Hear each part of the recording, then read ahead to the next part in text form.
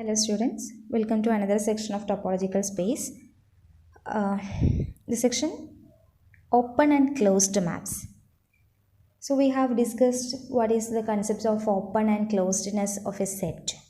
Now we are going to define what is an open map and a closed map. Okay. Suppose we have the topological space X and Y, some YU, okay, and F is a mapping from X to Y. We say that the map F is open map if it maps open set into open. That means if A is an open set in capital X and you find f of A will be a subset of Y. If f of A is also open, then that map is called an open map. Okay, if A is open, then f of A will be open. That kind of maps are called open map. Same as in the closed map. If A is closed in X and f of A is closed, then that map is called a closed map. Okay. So now we discuss what is the property of openness of a function. So a map is open means if A is open, then f of A is open. Okay. Now suppose we have let f from X to Y be a bijective map, bijective function. Okay. Then it has inverse. F inverse will exist from Y to X. F inverse is a mapping from Y to X. Okay. So F inverse will be a mapping from Y to X. Now, how to check the inverse function F inverse is continuous? If F inverse is continuous, then as you know, inverse image of open set will be open. So what is the inverse image of the function f inverse? You take f inverse equal to some g. Okay, if g equal to f inverse. Then how can you prove that g is continuous? G is continuous. G is a mapping from y to x. Okay. G is continuous means if we consider any open set here, its inverse image will be g inverse of v will be here and that have to be open. Ready? If g equal to f inverse is continuous, then for every open set v in y, g inverse of v is open in x. For every open set v in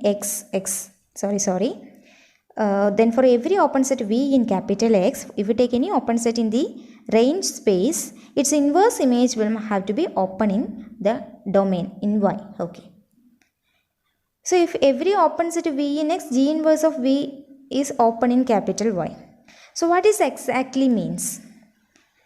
I can say that if we consider any open set here, G inverse of v is open in Y. So that is for every open set v in capital X, G inverse. What is G? G is nothing but F inverse. Okay. So F inverse, the whole inverse of v is open in Y. That means for every open set v in capital X, what is F inverse, the whole inverse? That is nothing but F. So F of v is open in Y. So what you get? If v is open in X, f of v is open in Y. That means f is a mapping which maps open sets into open sets. When we give open set, it will give again, its image is again open. Okay. So I can say that by the definition of open map, I can say that openness of a function is nothing but inverse of continuity. Openness of a function can be considered as inverse of continuity. Inverse of continuity. Okay. Now we will see some example. Okay. Suppose f is a mapping from R to R2 with the usual topology defined by f of x equal to ordered pair x, 0. F is a mapping from VL line to R2 defined by fx equal to x comma 0. Okay. So R and R2 are topological space with the usual topology. Okay. If f is an open map, then it must map open sets into open sets. So I consider an open set in real line with the usual topology. So open sets in real line with the usual topology as are the open intervals. So I take let xy or some a comma b. Interval a comma b, a less than b, be an open set in R. R with the tau u, usual topology, okay, standard topology. So suppose capital A equal to this. Then capital A is an open set. What is f of A? F of A is nothing but set of all elements y such that, or set of all fx f of y. So what will be capital f of A? If we since it is the interval AB, it maps every element of this interval will maps into of the form some x comma 0. So if you take any element in this collection, capital A, it is of the form some ordered, it is of element in the interval AB. So let x belongs to capital A, then f of x is equal to, by definition, x comma 0. Okay, so this is nothing but set of all ordered pairs x comma 0 such that x belongs to capital A. So what is this? This is nothing but x axis in R2. It is nothing but x axis in R2. Second coordinate is fixed as 0 means it is nothing but it has only first coordinate. That means it is varying on the x axis. So it is our real line with the usual topology. Okay, it is some 0. And this is R2 with again usual topology. Okay, this is the x axis. So I take an interval here. This is an open set in real line with the usual topology, and the function f maps the whole elements from A to B maps into some segment of x axis. Okay, interval AB is open in real line, but here the subset f of A is a subset of f of A will be here, and f of A is nothing but some part is a part of x axis only, and you can see it is not an open set here. Why? The open sets in R2 of the form disk. Okay, it is of the form some disk, set of all elements in this all region. Okay, but here we are consider only these elements in the x axis on. Okay. So it is not an open set here. So here A is open, but f of A is not open, so that f is not an open map, which is not open in R2. Therefore, f is not an open map.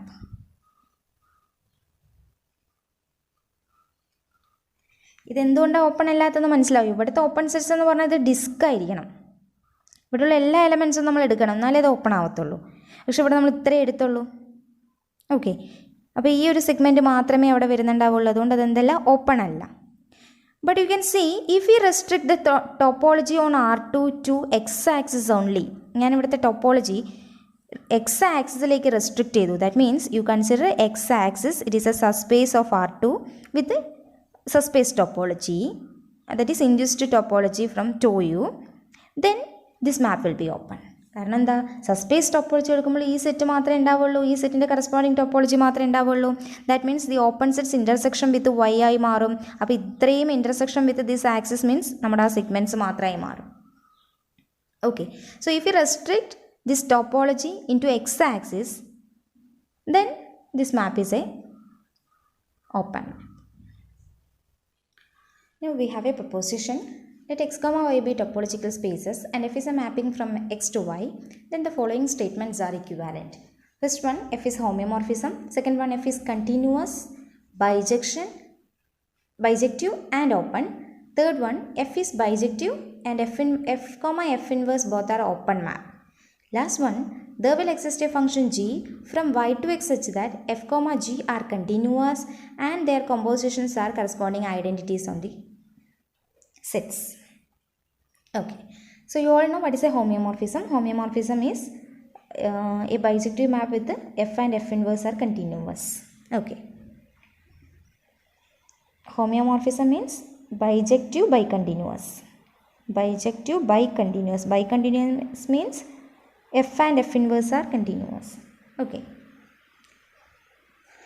Okay, we will prove this theorem, this statement. So first we prove 1 implies 2. 1 implies 2. 1 implies 2. Okay. Suppose f is a homeomorphism. F from x to y be homeomorphism. Then by definition, f is bijective and f, f inverse are continuous. What we want to prove? F is continuous. It is obvious. F is continuous. And f is bijective. Yes, it is also here. And we need only prove that f is an open map. For the second statement, we need only prove f is open. To prove f is open, you know f is a mapping from x to y. So we have to prove that if we consider any open set here, f of that set will be open in y. So let A be open in capital X. Okay, we need to prove f of A is open in y. And we have f, by the property of homeomorphism, we have f inverse is continuous. Okay, what is f inverse? F is a mapping from x to y. So f inverse is a mapping from y to x. F inverse is a mapping from y to x, and we have f inverse is continuous.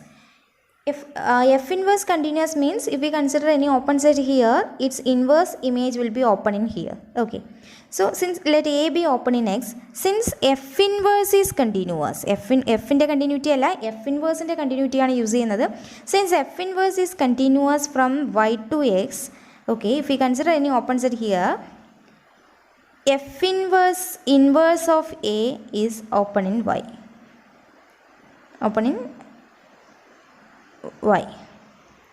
So which means what is f inverse whole inverse? That is nothing but f of A. So we get f of A is open in y.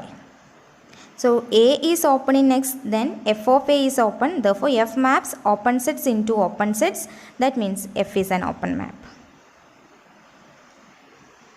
f of A open എന്ന് എഴുതുന്നതും f open എഴുതുന്നതും വ്യത്യാസമുണ്ട്. ഇത് രണ്ടും ഒന്നാണെന്ന് വിചാരിക്കരുത്. These two are clearly different things. f of A is a set, which is f of A open in y means f of A is an open set. F is open means f is an open map. Open map. Both are different. Now we will prove 2 implies 3. 2 implies 3. We want 2 implies 3. 2 implies 3 says that let f from x to y be continuous, okay, bijective, okay, and open. Okay, we need only prove that f inverse is open. Okay, we need only prove f inverse from y to x is open. Okay, so by your assumption, f is bijective map, therefore clearly its inverse exists, and f is continuous and f is open. These are the three statements, these properties of function given. Now how will you prove f inverse is open? Let A be open in y. Open in y. We want f inverse of A is open in x. Okay. So now we are going to use the continuity of function f. Since f from x to y continuous, for the open set A in y, comma, in f inverse of A, inverse image of open set is open. So f inverse of A is open in capital X. So trivially you get For every open set A in Y, F inverse of A is open in X by the continuity of the function F. So if it is clearly F inverse is open map. F inverse is open. Now we will prove 3 implies 4. 3 implies 4. 3 implies 4 says that suppose F is a bijection and F and F inverse both are open, then we need to define a function G with a required property. Okay. So let F from X to Y be bijective, comma, open and F inverse open. F has two property, bijective and openness, and F inverse is open map. Okay. So I am going to define a map. Since F is a bijective map, since F is bijective, comma, F inverse from Y to X exists. So I define F inverse as G. Take G equal to F inverse. Then G is a mapping from Y to X. Okay, so we get a map G from Y to X. Now we need to verify these two conditions, properties. Okay, then what is G composition F? We have the map F from X to Y, okay, X to Y, and G is a mapping from Y to X. G is a mapping from Y to X. Then we can define a mapping. This is nothing but G composition F, which is from X to X. Okay, then G composition F is a mapping from X to X. We are going to prove G composition F is nothing but an identity function on capital X. So clearly it is a mapping from X to X. F and G G composition of X and X. So we want to prove that G composition of is identity on X. So let X belongs to capital X is an element. Then you apply G composition F of X. It is nothing but G of F of X. That is G of, what is G? G is nothing but F inverse. Okay, I rewrite G as F inverse of Fx. So what is F inverse of Fx? Equal to, it can be written identity of X. So G composition F is nothing but identity function on the set capital X. Clear? Similarly, I can define what is F composition G. So for that I first consider the map of Y to X as a function G, okay, then X to Y as the function F.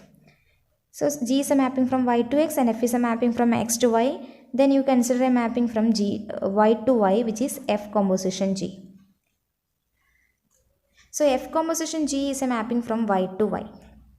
So suppose Y here and G Y will be here, then F of G of Y will be here. Here X will be here, Fx will be here, and corresponding G of F of X will be here. So X will maps to G of X, G of F of X, here Y will maps to F of G of Y.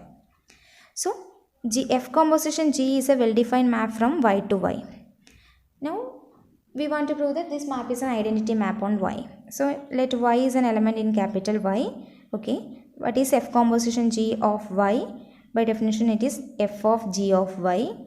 That is F of, what is G? G is F inverse of Y. So you again get identity of Y. So this is identity function on the set Y. So it is very trivial to verify the fourth statement using third statement. Okay. Now we need only prove that there exists a function G. G has this required property and F comma G are continuous. Okay, from the third statement we have assumed that F is bijective, open and F inverse open. Here we need to prove that F and G are continuous also. So to prove F and G are continuous functions, let V be open in Y, because F is a mapping from X to Y. So to prove F is continuous, I take an open set here. Let V be open in Y. Okay. Since F inverse from y to x is open, we have given or assumed that f inverse is an open map, then if we take any open set in y, f inverse of v will be open in x, and it is nothing but continuity, which implies f is continuous. അങ്ങോട്ടും ഇങ്ങോട്ടും മാറ്റി എഴുതുന്നേ ഉള്ളൂ. Okay. Similarly, to prove g from y to x continuous, I consider let u be an open set in capital X. ഇവിടുത്തെ ഒരു open set എടുത്തു. So I want g inverse of u is open in y. Okay. And we have f is an open map. Since f from x to y be open map, this open means if we have any open set here, f of that one will be open here. So u is open in x means f of u is open in y. So f of u is open in y,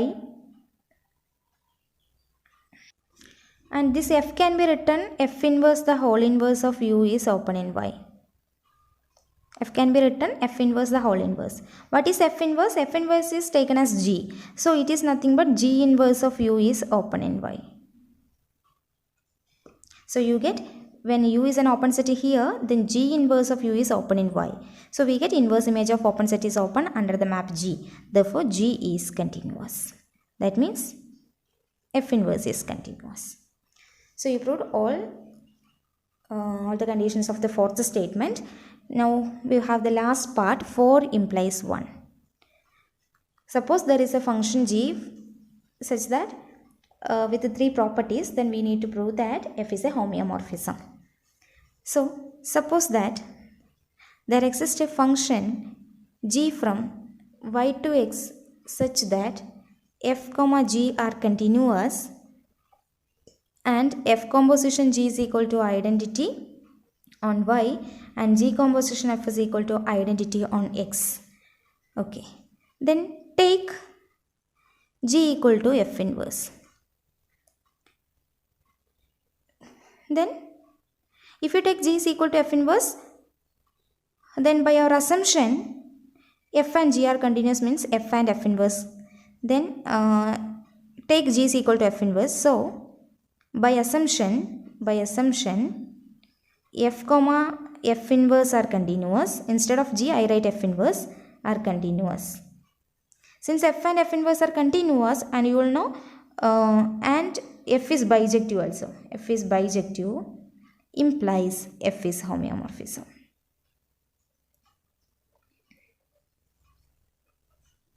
Homeomorphism. So all 4 statements of this theorem are equivalent.